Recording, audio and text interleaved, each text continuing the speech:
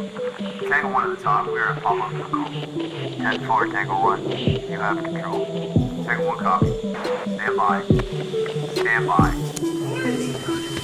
Integrity, passion, resilience. That's what this place was built on. That's what our community is founded on. Don't act like the example, just be the example. This is the home of the greatest fitness community in the world. We're trying to create strong, able bodies, resilient to injury with a gas tank to get shit done. If there's one thing from this podcast, it's about taking immediate action, find the problem, fix the problem. This is your opportunity. It's either a hell yes or a fuck no. It's that simple. You're ruining the Tango 1 podcast. Now is the time to take action. Now's the time to do more and be more.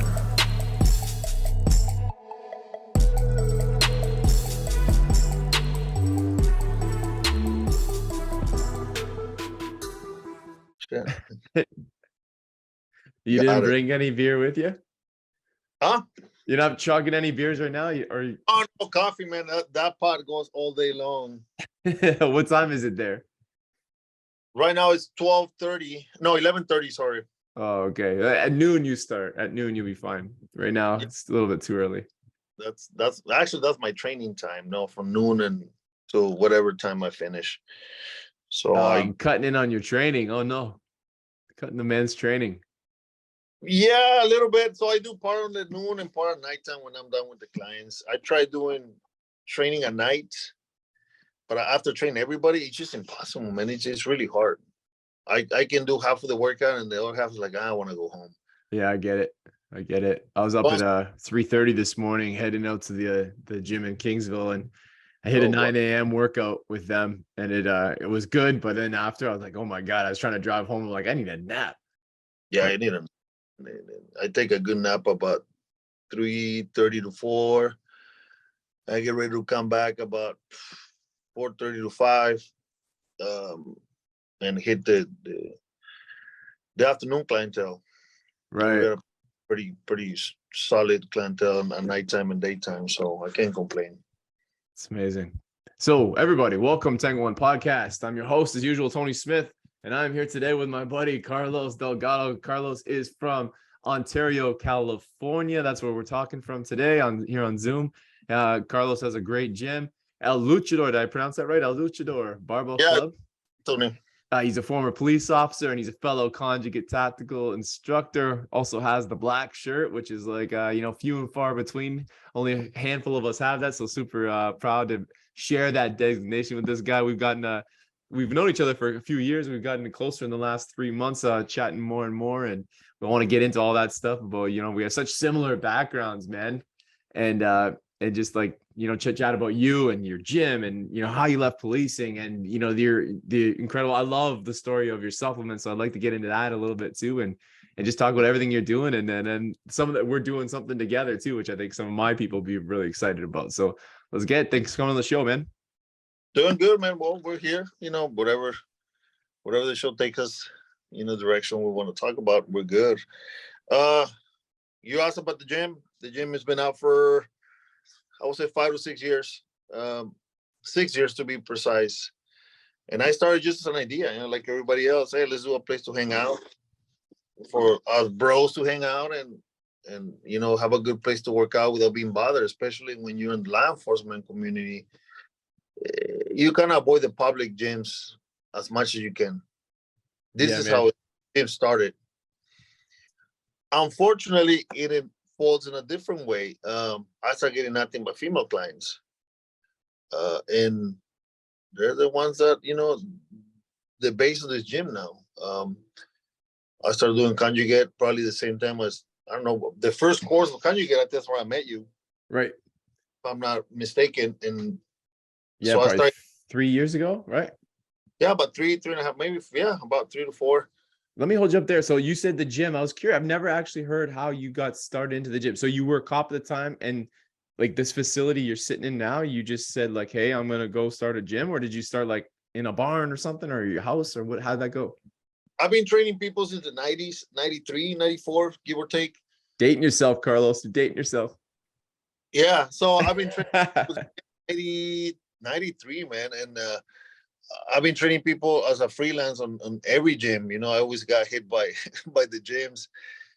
hey, you're training people, you shouldn't be doing this. But I go, as long as you don't see the money exchange and me giving stuff away, they're my buddies or they're my friend or my friend's girlfriend, whatever. So I train a lot of people in many gyms. I used to do 20, I mean, all the gyms. I'm not going to say names because I don't want to give them commercials. But so it got to the point that at one point in my life, I started to go law enforcement. I started that a couple years into law enforcement. A buddy of mine decided, hey, why don't we open a gym? So while I was working out at a commercial facility, I ended up training all their trainers. This is how this started. This is how the gym started. So I ended up training. I used to go train, and a trainer hit me up. Hey, can you teach me how to do that? The way What you was do kind of your background then? Like, what was your fitness background? Kind of like it. So self-knowledge? yeah, self-knowledge. So I've been reading stuff since I was like 13. I was interested in fitness. I ended up training with a very popular bodybuilder. He took me under his wing and he taught me everything bodybuilding related. Name is Rory Littlemeyer. I still train with him. I got an appointment with him today. And I started training with him in 90, wait, in the mid 90s. I'm not good at dates, but in the mid 90s, so I started training with him. I went a little bit hardcore with him in the 2000s. From 2000 to 2003, that's where he taught me the most. And I started reading. I mean, anything I can get in my hands, I will read since I was a kid. Magazines, back in the day it was Muscle Fitness. I used to Yep. buy, because I live in Mexico, so I used to buy the used magazines because they were cheaper. So I would go to the stand, they got new and used. So I used to buy the used ones. And again, some people struggle because they were in English. So I got to get a dictionary and word by word decipher what the You couldn't magazine. speak English when you were buying these. Like just a little bit. You couldn't speak English when you were buying these magazines. No, none. Oh my god! I didn't even realize that. That's wild. So the funny thing is, none of this stuff I know in Spanish. I know my because since that time, I learned how to read everything in English. Exercises, reps set, protocols, methods, and I started like everybody with the Arnold Encyclopedia and the Muscle Fitness magazines and Ironman magazine. I knew every bodybuilder that you can think about from the 70s all the way to the 90s. That's how I started. That's my background. I started getting books. So within those magazines, sometimes they refer to a book on the bottom, or this research was printed out of this article. So I started going back to getting articles and books, and that's how I started. Wow, man. So that part is like mind blowing to myself. So, did you have formal education in English? Like that seems like crazy to learn that way. No, the influence of MTV and HBO back in those days, that's what kind of made it easier for me. I don't know. No, I will grab a dictionary and I go literally word by word until I get a paragraph. It'll take me a day or two to get a paragraph or a good page. Yeah, But it's I not was like you could Google Translate back then in the 90s. it was a thesaurus or a dictionary, my smaller rules or whatever they call those dictionaries. I used to carry one all the time. Or I used to have one next to my bed. That's where I used to do all the translations. And I will translate, whatever article was in Muscle Fitness, I will bring it to Spanish. Because the Spanish magazines weren't the same. It's just the juice of the exercise in Spanish. It wasn't the same. So I started learning that, and then I got an opportunity to come to the U.S. My dad offered me, "Hey, you want to go? You can go live with your aunt for a little bit." And my in the back of my head, I go, "Boom, California's the mecca of exercises. Right. Why don't I just move there?" Then I had the opportunity when I was like 17 or 16 to move here. That's when I moved here. And from that point on, it was a journey to learn fitness. I went to school, normal school like everybody else. But every book that I will get, it will come in the market. I will buy it and read it. I hang out with bodybuilders, in the gyms. I will watch their cars. I remember my first membership for a gym, which in those times, in the 90s, it was very expensive because the gyms were very luxurious. There were spas, not gyms. I remember I used to watch the manager and the staff cars on Sundays just to get the membership in because I didn't have money to pay. So I'm like, hey, I wash your cars. Fuck it. Oh, sorry. I wash your No, cars. don't worry about it. We love swearing. We love swearing when it's legit, authentic. So I used to wash their cars on the weekend. Just That's to an get. incredible story, man. Yeah, it's cool, man. It was fun. You don't realize that until you start talking to somebody. You start, little by little going back in the past. And then I started training a couple kids in high school. There were a couple well-off kids, rich kids that saw me in the gym and saw me at school. And they saw I was a little bit bigger than the most kids. So they asked me, hey, what if you train me? How much would you charge me? And I would charge them like, I don't know, $10 a week or whatever, just money, lunch for money. I mean, money for lunch. And that's why I started interacting with people in the training world since I was in high school. Wow, man. And so yeah. just out of high school, you joined the law enforcement? No, that was way years after. So in the back of my head, I always wanted to join law enforcement. So I ended up working maintenance. I work in like every immigrant. I did, you can name the job from A to Z, and I did it. I ended up working on the maintenance field of school districts. So I ended up running one of the high schools for many years. I worked there for like 10, 12 years. But in the back of my head, I always wanted to be a law enforcement. You go, well, at this school district, I already reached the highest point that I can go without much education. But in the back of my head, well, I still want to accomplish law enforcement. So I put myself through the academy because I had a family at the time. I had my 2 boys and my wife, and I couldn't leave my job. So I did a part-time academy, which that academy is 11 months. It's a little bit longer than the normal academy. Right, extended because of you're not able to fully commit, right? Yeah, you do on the afternoons and on the weekends. Right. So from 2 to 11 o'clock at night, Monday to Saturday, you're there. And sometimes the weekend was for either driving it or shooting, whatever. But it was on the weekends. Most of the school stuff, it was during the week. PT, classroom, everything was during the week. Thanks to the position I had in the school district, and they were very supportive with me, I was able to go to the academy with no problem. The problem I encountered, it was a language barrier. For me, the law enforcement or the court or the law language was very unfamiliar to me.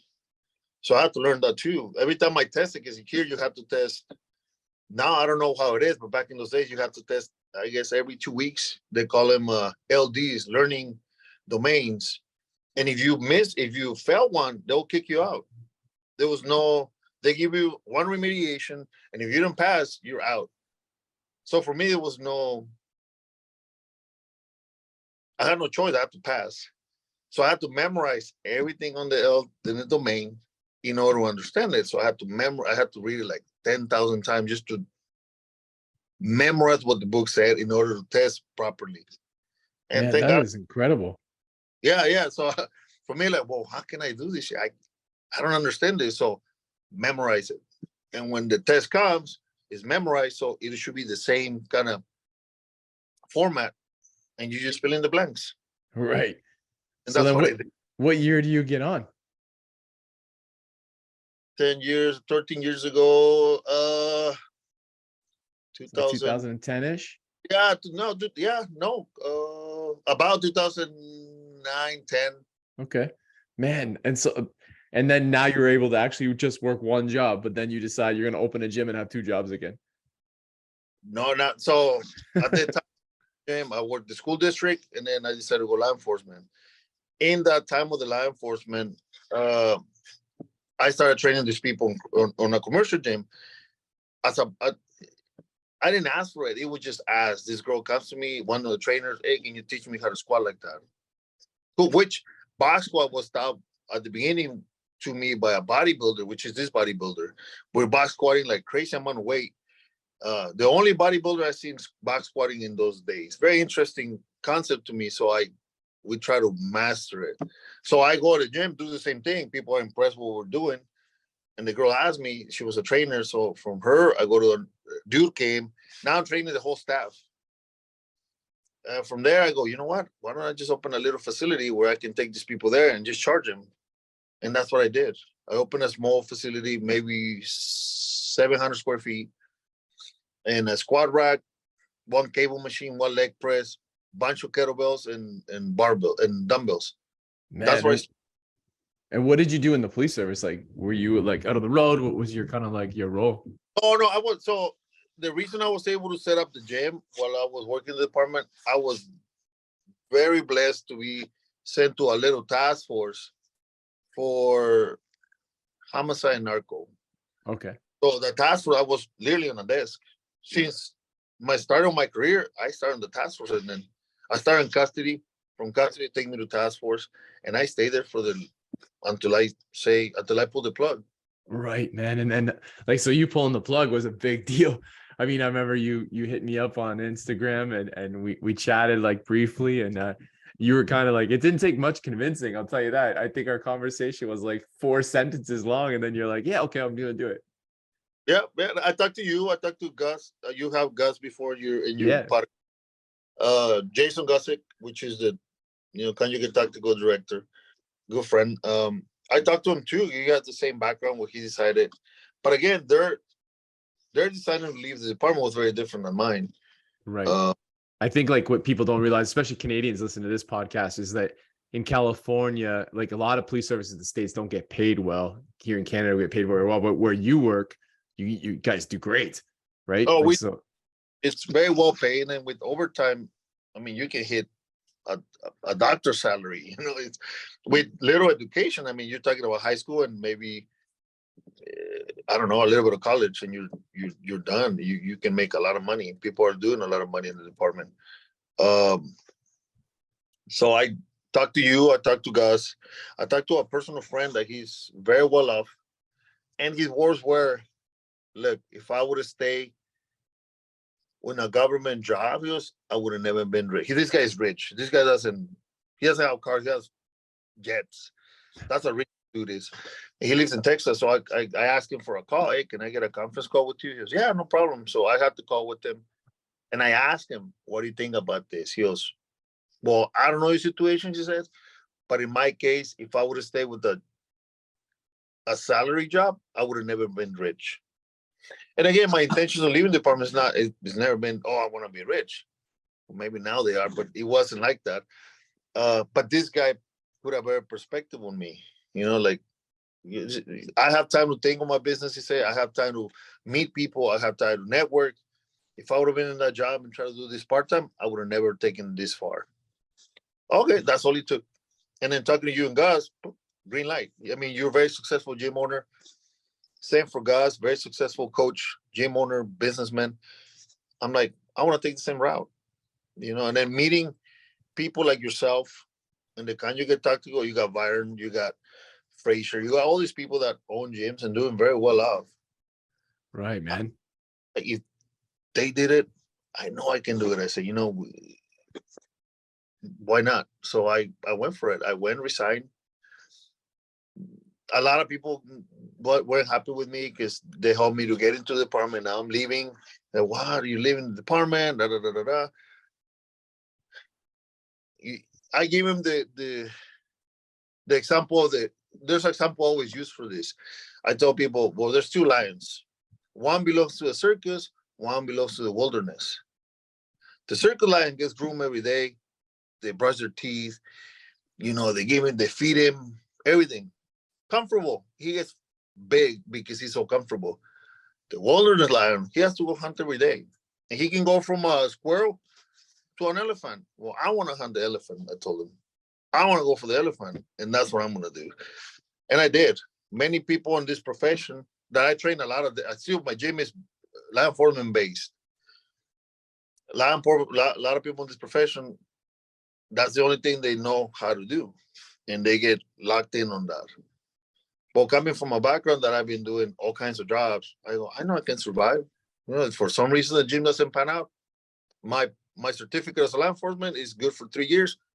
I'll bounce back to it. Yeah. I'll hire somebody because my record is decent. And so far, so good. It's been a year. I'm very comfortable. The gym is growing. We had a conversation not so long ago, you and I, and how good this is doing. And I have a line of product that I pulled out 3 years ago.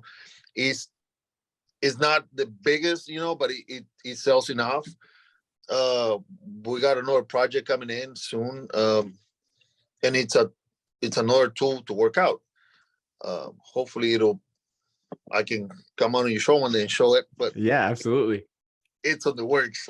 Absolutely, man. Well, that's so I think what you said, like the whole story with the lion is awesome too. And I think if when you were juggling both jobs, same with me, you were a bit of both lions, but like that one line from the wilderness, that which is the entrepreneur, like you're the metaphor for that you're using is like you can only really eat a squirrel, maybe a rabbit or a gazelle here or there. You're gonna get something a little bit bigger, but like until you actually go and fully start hunting, like you can't do much more because you don't have the time to do it. So I don't know if you found the same, but when I left, I remember the first morning waking up like, wow, this is amazing feeling. But also like first when my wife left, we saw like it was like a very noticeable spike in our, in our business, maybe not in profits, but in and money coming in, and clients coming in and attention. Then when I left, we saw the same thing. And like hearing you like now a year out, I'm coming up on 5. I can't believe it.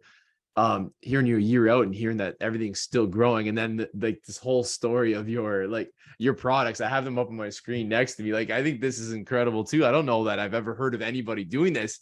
And you talked about it. We met up in Vegas. A bunch of us had a little, just a little kind of friend meetup thing. And it was, you were chit chatting about this and telling the story behind this, your a Luchador nutrition products. And I love that too, because it's all about you, man. Like it's about your, like, this is kind of pays homage to everything you did, like reading those magazines in Mexico, translating them, and now you've got products that are really like celebrating your culture. I think it's awesome.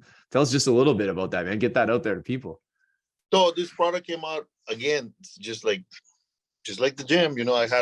I was helping this guy sell his own product, and I thought it was a great product. It was so we got a couple drinks on our culture, and they're very popular chocolate drink that we drink since we're little. If you've been in grandma's house, she's done it with you. And it's a chocolate and cinnamon drink called Chocolate Abuelita. Very popular. It has a little grandma on the cover. It's yellow with red. Everybody knows it, in the community. And then I got another drink that is called horchata. It's a rice base with cinnamon drink. I've had this. It's very unique. Delicious. Yeah, it's very milkish, but it has a unique flavor. Yes. So he was selling these products, but he couldn't, for some reason, take them off. But I'm selling more product than him, and he has a store. And I'm coming and grabbing boxes, taking them, and I'm moving it. And I guess the guy one time got tired. He came up to me. He just offered me the formula. Hey, dude, you seem like you can handle the product better than me. You seem like you know the demographics better than me. Why don't you just take over? So, and I just took over. He just was kind of giving. Wow. Yeah. But I was selling more than them. It's funny. Like, hey, dude, do you have any? We call them horchata. That's the name of or chocolate. And I had a third flavor, but the company is no longer making it. It's very difficult to make. The batch, I had to make like 1,000 units. Well, I'm not on 1,000 unit of one flavor only. So I stopped doing it. It's called marzipan, and it's a round peanut candy, and it has a flower in the middle. Super popular in the community, and it was selling well. But the company wanted me to make over 1,000 units per every time. You're talking big boy there. That's big numbers. I go. That's big boy pants there. Yes, I go. Eventually, one day I go, but not at this moment. Yeah. So they're here. I mean, you can see it. Let's see. This is the way they look. So this is one of them, and this is Luchador for sure. And we call them chocomil. The reason we call them chocomil in Mexico, we cannot pronounce choco milk. Oh. And we say chocomil. So that's why I'm naming them that way. This is a chocolate and cinnamon. This is the horchata one, and this is a rice and cinnamon flavor drink. 27 grams of protein, the highest quality of protein. That's another thing the company offered me. Hey, do isolate cheaper? It's better. You can move it faster because it's cheaper. I said, no, I'd rather if they stays a little bit longer on the shelf, but it's higher quality and can sell. That's what I want. I don't want to offer low quality stuff. That's not what we're going for here. Yeah, man. So like the gym gets going, and you started talking about this, and I kind of cut you off and brought you back to the backstory. But we had a very similar experience, you and I, with thinking we were going to have all these badass dudes in our gyms. And, you know, we end up with a bunch of women who, and I say that like that might not have sounded great, but I say that with I'm like amazed at women and how much they are dedicated to making themselves better and stronger. Like you and I are both, we're not running like F45s or boot camps or Orange Theories. We're running like barbell gyms where these women are coming in and they're outworking the dudes. Like I get like guys who come here from the normal like Golds types gyms and they walk in and they're like, oh, I don't want to come here and get weaker. And I'm like, how about you try to get stronger than her before you worry about that? You know, and you're full of women and you've had this other like whole other thing, which we're going to get into with the garage gym. That's kind of like, so just give me that. I think that's a funny story with you and a great story. I just think for me, women here, there's at least 5 girls that live more than their dudes that lift weights. I mean, for sure, the guy doesn't show up because they're going to be embarrassed with them, you know, or taking on the gym with them because they live more than them, for sure. This morning, we're doing like max effort lower here at 9 a.m. It was all women. Every rack was taken. And man, these ladies were moving weight. It was like, I get pumped now coming in. Like it's almost like I prefer working out with these guys. They don't complain. They don't take the long rests. They take what's prescribed and they give it to it every day. So with both of us, like how we kind of met was the conjugate, you know, tactical programming. So when like kind of, I don't know, coming from your, you know, your bodybuilding background, I guess. And I kind of did too, without being formal into it, just because I read the same magazines, except for I didn't have to translate them, thank God.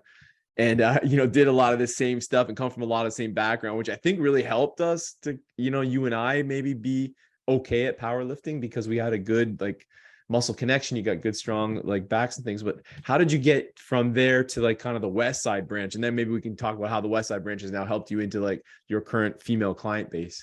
Or conjugate base, I should say. Well, I mean, it's like everything. You read one book, and then the book has a reference to another book. So I always go to a reference to pick up the next book. Okay. If there's an article in the book, per se, that there was a method, you know, well, who created this method? So on the back of the book, it refers to another book or the author of the method. So at this point, I like to study studies by people that are actually active in the business and the industry. Not so much. Universities are very limited, I think, because they do everything with normal people.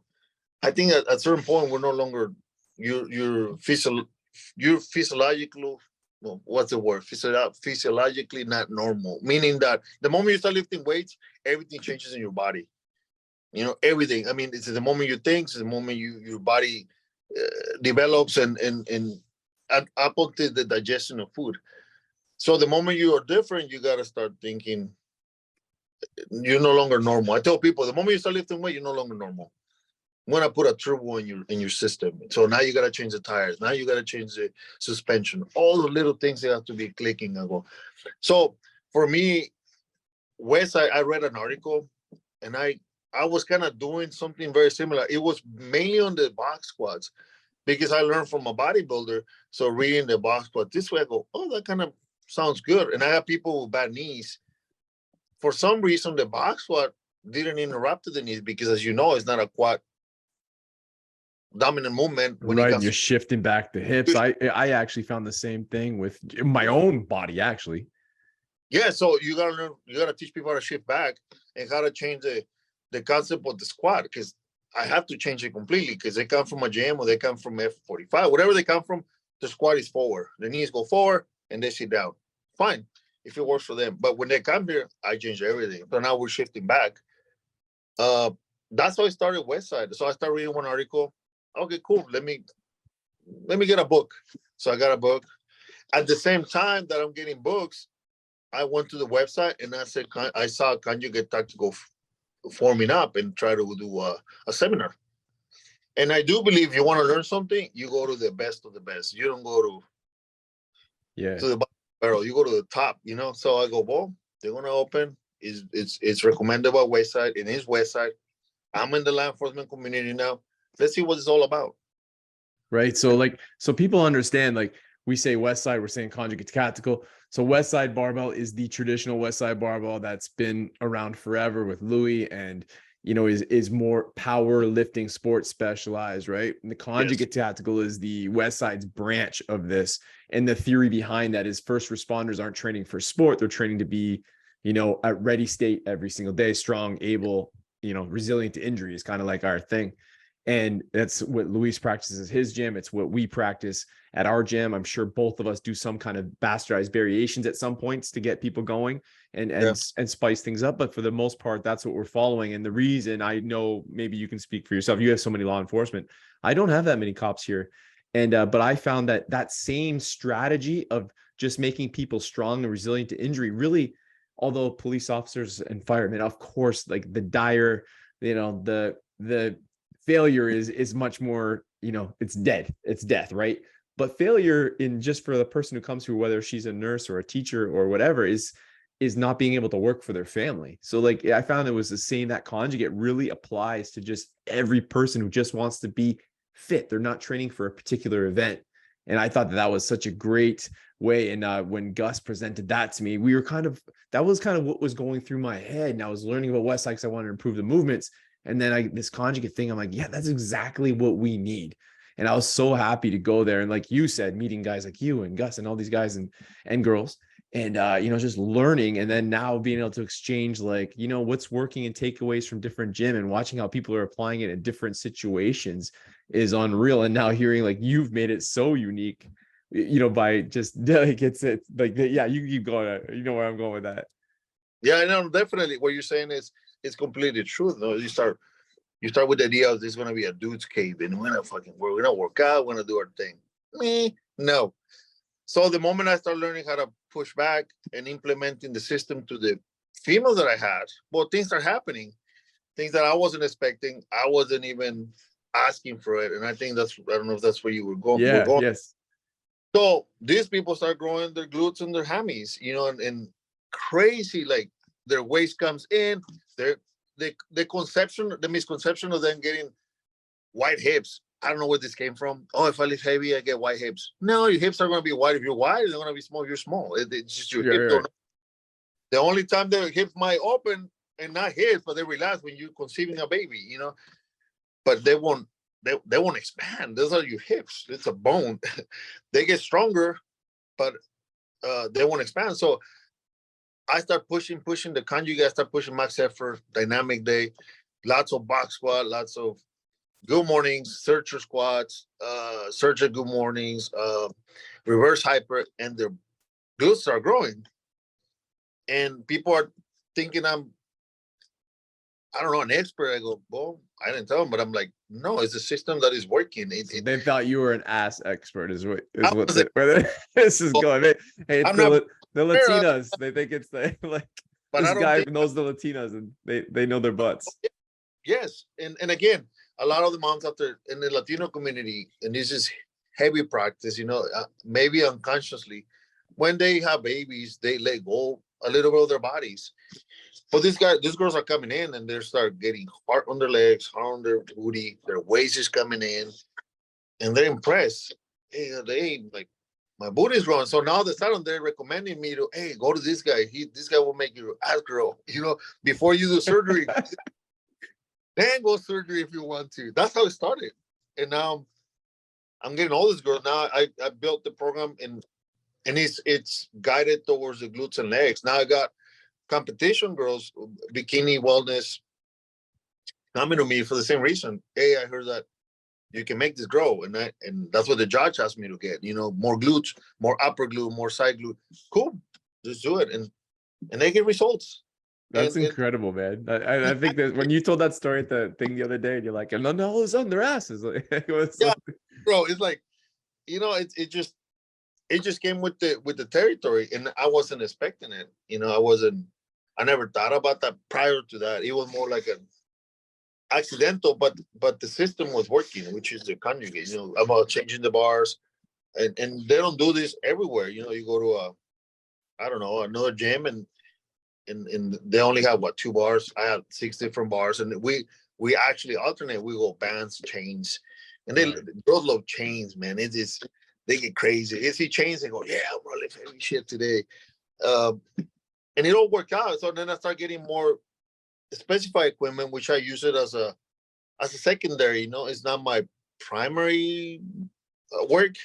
Most of the primary work is on the conjugate max effort day, and when it comes to dynamic, I do a hybrid between conjugate and bodybuilding, Right. just to the shape that now I'm knowing how to start shaping. Look at my hands. I'm talking with my hands. I imagine in the glutes. So I'm learning how to start working the different angles of the glute, the different angles of the hammy. They call them the tie-in between your glute and your hammy. When you compete, getting this girls, it was a challenge because now they wanted specific things, and I had to give them to them. I have to deliver. So for me, when I get a new person and it's a challenge, I get very nervous, but I grab him because it's a challenge. I go, okay, now I'm going to learn this, something new to learn from me, and it's going to benefit the rest of the crew because now I can put the same knowledge to the other girls, and they're just going to get better. Yeah, I think like what you say, I think I love a lot of stuff. It's just so similar, and I love hearing it. Is like I tried to learn from as many places as possible, and like there's still pieces of the conjugate, and like Gus will be the first one to say that you're gonna plug in that looks like bodybuilding. Well, yeah, I mean it's all so similar. The basis is coming from a lot of the same spots, and you actually made a great point to me when we were discussing. So everybody knows one of the things we were going to reveal today was we are going to be doing a glutes and hips focused program here at the Garage Gym. And Carlos is going to be our guest programmer for those days. And, we were going over kind of what the plan was. And I'm like, man, we do all this shit a lot. Not all of it. Like some of the stuff is totally different and very like, but you're like, well, the difference, and this is your bodybuilding background. The difference is when you tell them, right? Like, so maybe you had that, you made it make so much sense to me. You're like, I'm like, yeah, man, we're doing these good. Why are people saying we're not working the butts? But like, let's hear that a little bit. I love that. So it's like when you buy a white car, and all of a sudden you start seeing the white car everywhere because your mind is on the white car that you bought.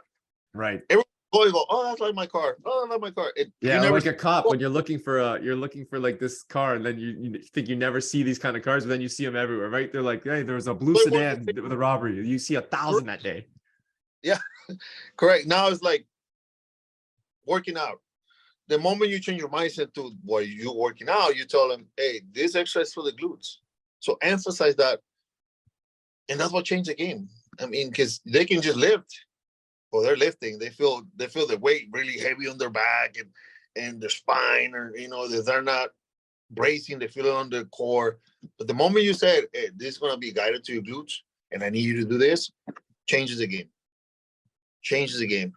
And little thing, and then you start as a coach, you start changing little habits. Like, hey, for glute purposes, in the box squat or any movement, usually the toes go up.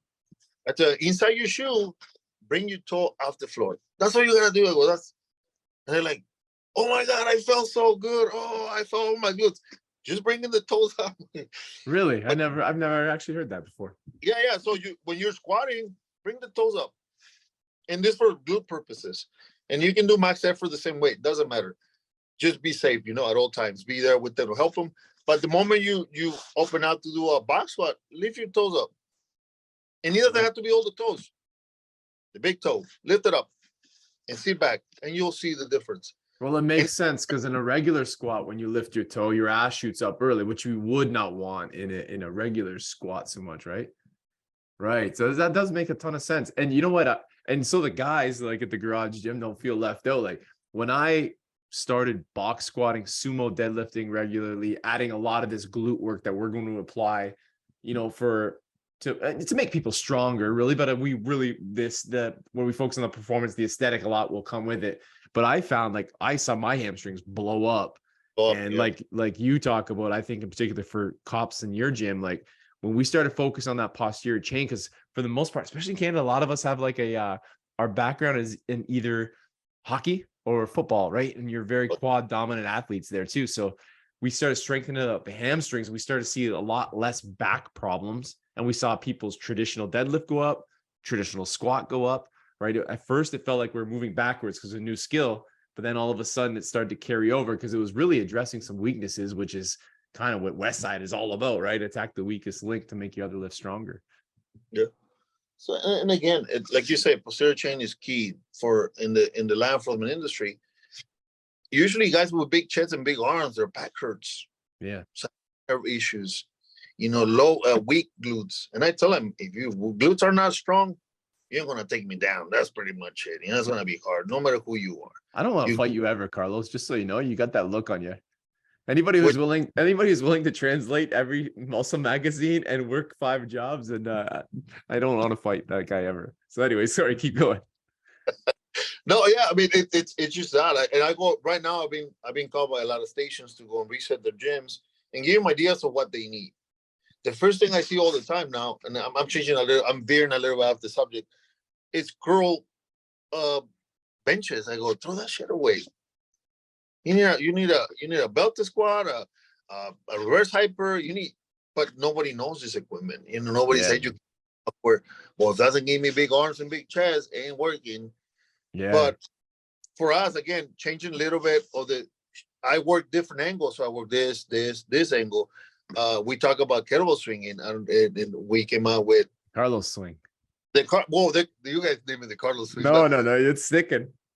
Because it's like this. It's with your feet heels together, barely together, enough space on your knee flexing position to get the kettlebell through and out. And it's all hinging on the hips, and it'll work straight on your ass. I mean, there's no other way to describe it. Yeah, I was fucking around with it the other day, actually, after you and I talked to Carlos, now I start working on my ass.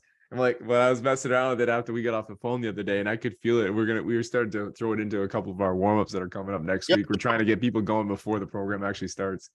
Yeah, you should tell girls to start, hey, give me 100 reps of those, and I give them the weight, depending on, of course, the girl is the weight, because they, stronger and weaker muscles. So I assign the weight and the number of reps. Sometimes I go minutes. Okay, as many as you can do 1 minute, 5 minutes, and you rest in between, 100 reps, 10 by 10. And we do a lot of crazy stuff. And it all works. It all pays off. It's just, again, you gotta make that person make the connection and say, hey, this is for this. So think about it. And when they're doing it, oh my God, it hurt the most. The moment they start thinking about it, it hurts the most. And yeah, helps. That's a great coaching tip, just in general for all coaches, right? I mean, that kind of goes along with especially in the one-on-one world and the old school, always you get a good training partner who's got the bodybuilding background. I was lifting with a guy about 6 months ago, and the guy was beating me up. He's like, here, trying to make you think of where you're supposed to be flexing the muscle. And that stuff works, man. It's very, very crazy. Much. Again, you kind of got to mix it in with the conjugate, which is already conjugate, because you're changing. We never do the same routine. Even one thing with the girls that came from competing, they come usually with routines that are set, just like a bodybuilder. You do 3 week routine, up to 6 weeks. But here they're doing the max effort different every week. The dynamic work, it was almost the same for 4 weeks. But when it came to max effort, I changed it every week. And they were like, man, this is, I could never think that I can lift this much. And some of those girls come from a different coach, which I'm the side piece. They have a coach, but they're not growing the glutes. You're the side piece. Yeah, that's what they call me. So you're the side piece. And they come from the coach. When the coach starts seeing that they're doing this, the coach right away hits them up. Hey, you're doing it wrong. Whatever he's teaching you doesn't know how to do this. Da, da, da, da, da. And I go, I'll bet you anything. He doesn't even know what conjugate is. He doesn't even know how to use a safety bar to go. But bring the coach over. I don't mind collaborating with them so he can learn to teach their people different things. That's how more tools in your toolbox make you a better coach. Yeah, man. And then having not having that ego, we meet up last weekend and you taught me things, I taught you things. Everybody kind of contributed to those conversations. And I remember I was we weren't even, I think we just met you guys, and you were actually having lunch with your wife, and we went walking around. I hadn't even made it to the escalator with Byron, and I was already it had nothing to do with fitness. It was actually about billing shit that we were talking about. And I'm I'm doing that right away. And then he, it was that's what I love about having these conversations. And I think a lot in our fitness industry, people get their chests up and they want to think that it's the way instead of just a way. We all have a way. It's not the way. And there's probably something if that coach does come into your place and Yeah. ask you some questions that he's going to show you that you probably didn't know about something too. And that's the best part about it. And Like the again, toes thing, you just taught me this toes thing. I've never heard of this ever. It makes yeah, tons of sense. and I asked this. Okay, the toe thing. I prove it. We had Laura Fels here one time at the gym for a seminar, and I asked her, "Will you say that bringing the toes out kind of helps?" She goes, "Yeah." Okay, cool. Toes up, and then You Laura should, Fels. no, this accent, you said clear up, if anything, the accent. You're saying toes up or toes out? Up. Up. Okay, yeah, right. And she verified with me, and I go, okay, cool. Then I'm not in the wrong page. This is a world Yeah, I mean, Laura knows her stuff, man. record, We expert, you know. She's impressive too, man. Holy crow. We did a seminar with her and she blew us away. Oh She's yeah, so strong too. Wow. I asked that question. Will you say that when there's can be allowed to bring the toes up? She goes, yeah, toes up, but nobody says it. Everybody does it, but nobody says it. And we pay attention to the positioning, everything, you know, everything hips. And I always put my finger on the hips and I push back, push as far back as you can. You're not gonna fall. You're gonna fall into a box. Make sure your core is tight. Make sure this. Make sure that. But at the beginning, let's say the first day I let them run their own body. Let's see what the body does with lightweight.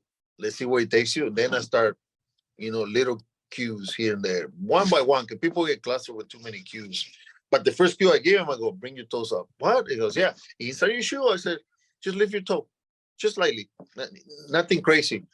Don't bend your whole shoe up. I go, just your toe lifted off the floor. Oh my God, made a big difference. I felt my ass. I felt, you know. Yeah. That's when everything changes. Now, going back to the coaches and how the industry is pretty, you say they pump their chest. One thing I got to give to Conjugate Tactical is teaching people how to share. This is huge. This is one of the best things I learned from there. That I can talk to you and you can give me something new, and I can use it, and you're not gonna be like, "Oh man, look, he's doing the shit that I teach him." Yeah. No. Tag me, bro. Tag me. Yeah, I'll be like, dude, fuck. If I can give you ideas to do your business better or train your people better, hey, I'm for it, man. I'm good. I'm doing my job. Yeah, I mean, at the end of the day, we didn't really invent most of this stuff, you know, like you know, it's like it's got taught to somebody, passed on.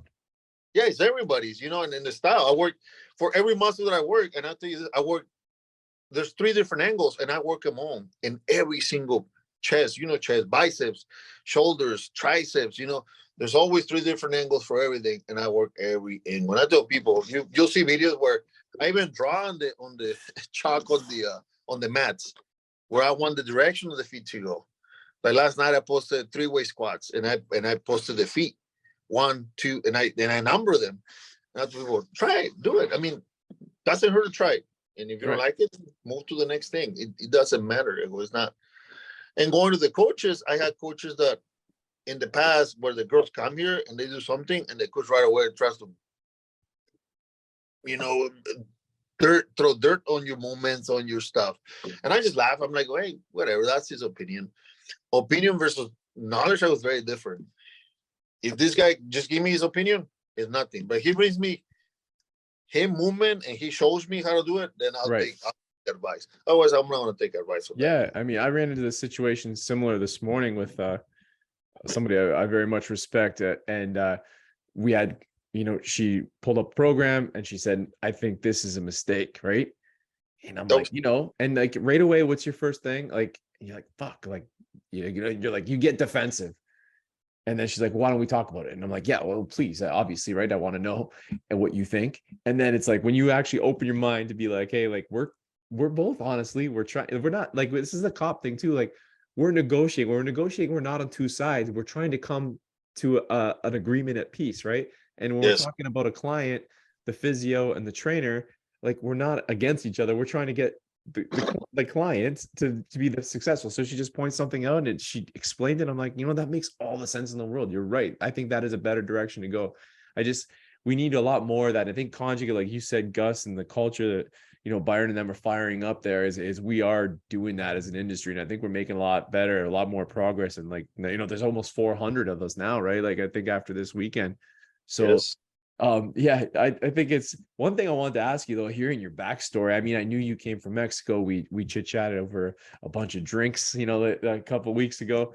But like, man, hearing your story about, the translating, that's just wild to me that you're that dedicated to reading and then working all these jobs.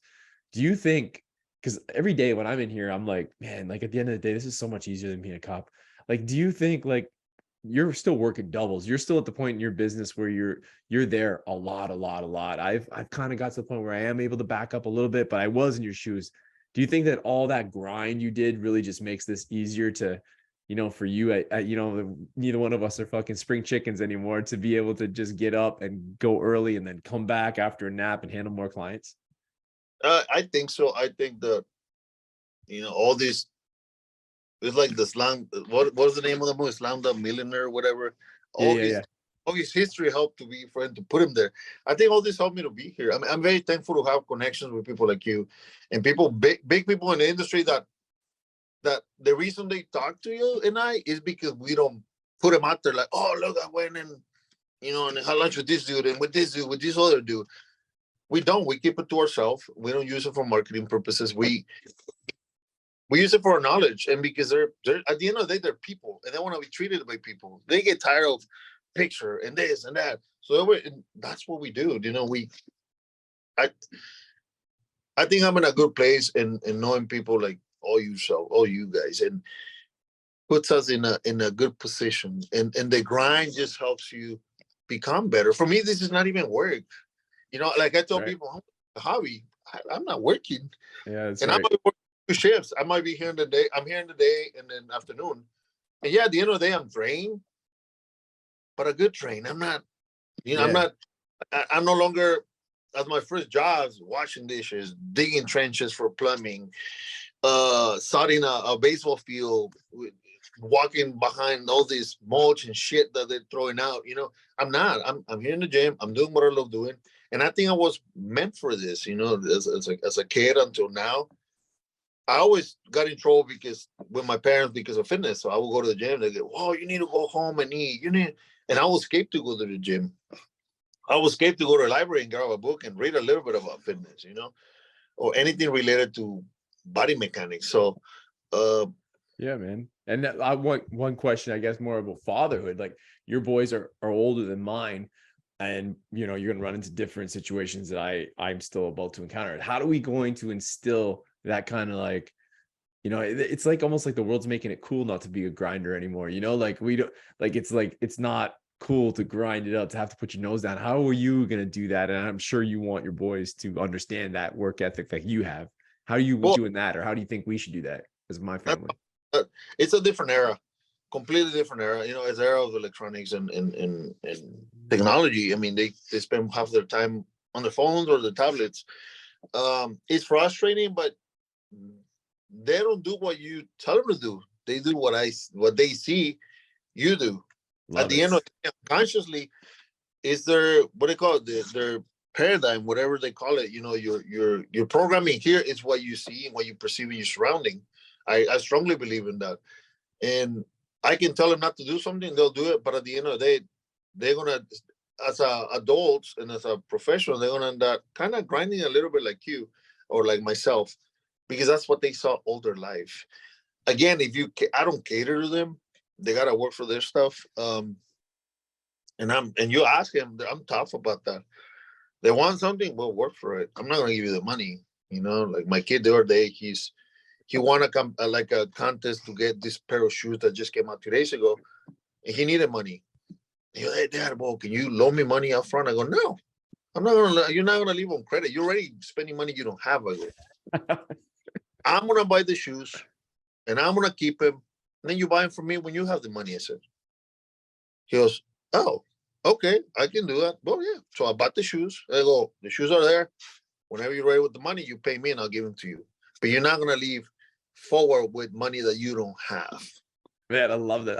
This is what the best part of the podcast is. I get on here, we're talking about making girls' butts strong, and now here we are to like learning about like I love what you're saying, and I like we're coming to that point where my kids are starting to realize money and things, right? That's important. Yeah, I see what you do with your kids. I see some stuff you post is great. The kids are involved. I mean, you tell my kids I was very tough, and the other day my kids say, "Yeah, I remember when you made me dig that hole. You know, it was 4 by 3. He was being bad in school. I go, okay, you want to see what labor is? I go, grab a shovel. You're gonna go dig a hole in the backyard. There's plenty of places out there. And he did. He spent I don't know how many hours. Now they might get what do you call that? Child services on you, but Yeah. he remembers the story. He tells you the story. You go, yeah, I remember you made me do that whole man. Da, da, da, da. I go, see, but he changed your character. I go, you did the work. After that, I go, you start doing the work at school that you're supposed to do. That was the purpose, not me implementing something because I'm your dad. I go, no, this is you want to do physical work. That's what happens when you don't. You go in the school. I'm not big on school. But if you don't school, you're not doing your homework. It's work ethic. Right. You know, you might not be learning shit, but if you do your work and you show up, like you will show up to your own business or to other businesses on time, it's work ethic. You got to build them and and I think these kids are getting it. I'm pretty tough with them. So, and now the gym thing, they start coming on their own. I didn't force the gym. I told them, if you want to play sports, play sport. I'm not a parent. I'm going to push you for a sport. Mm-mm. You want to play sport, you experiment yourself. Go in there. I'll help you train to get stronger for the sport, but I'm not going to push you to go in any sport. That's you. You're curious about baseball. You're curious about football, basketball, whatever you want to do.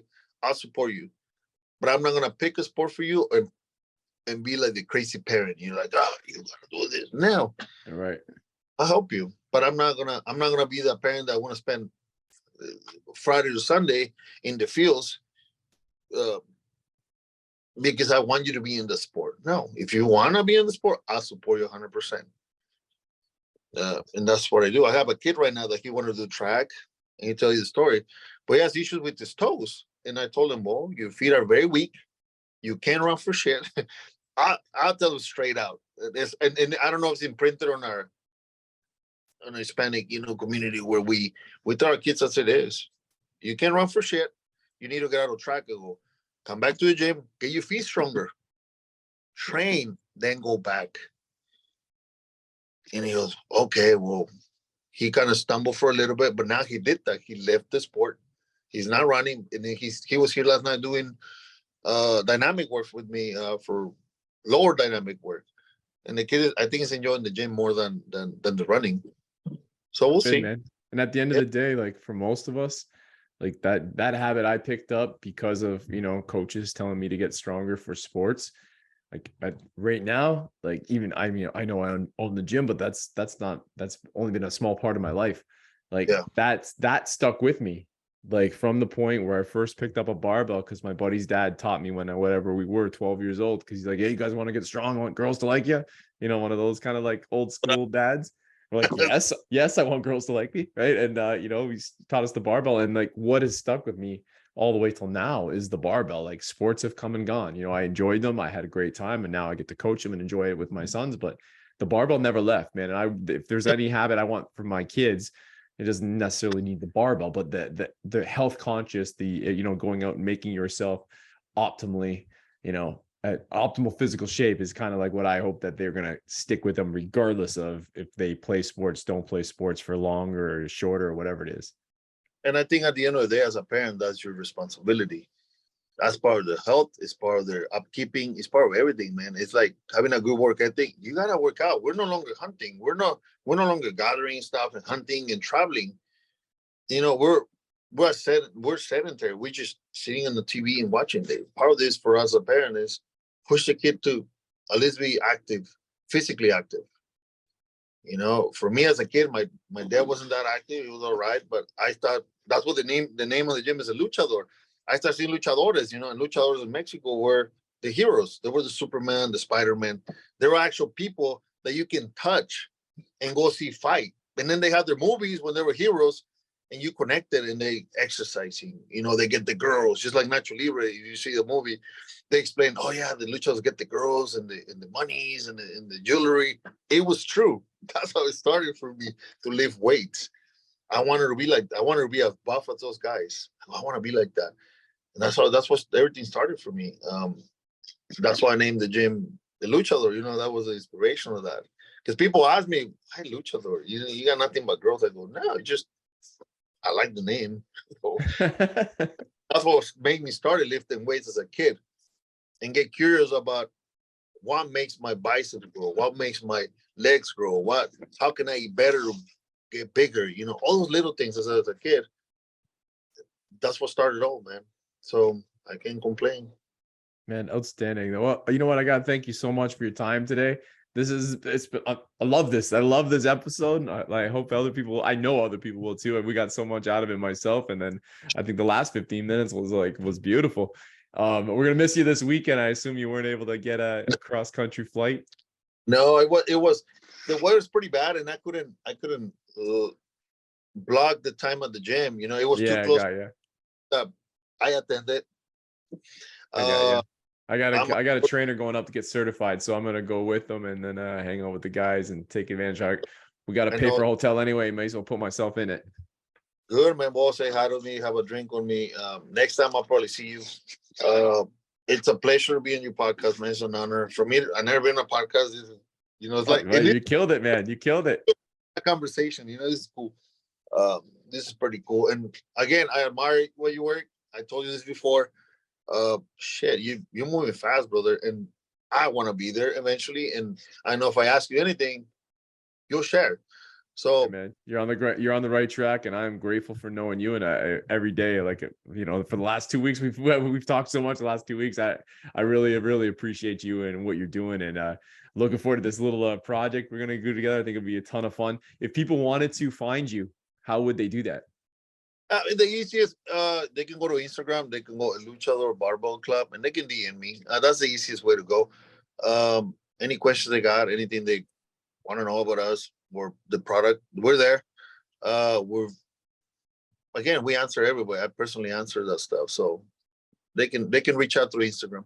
Outstanding. And we want to thank our sponsors, Murray Insurance and Kingsville, for always having our backs and for providing the people of Kingsville and Essex County with the best rates in everything that they do, whether that's home, finance, auto. Give them a shout. I had a great workout with Ian, one of the owners today, and they are great people. I appreciate their support and everybody else's. So thank you, everybody. Thank you, Carlos. Thank you, brother. Hello, everybody up there. And I'll see you again soon, man. Now's the time to do more and be more.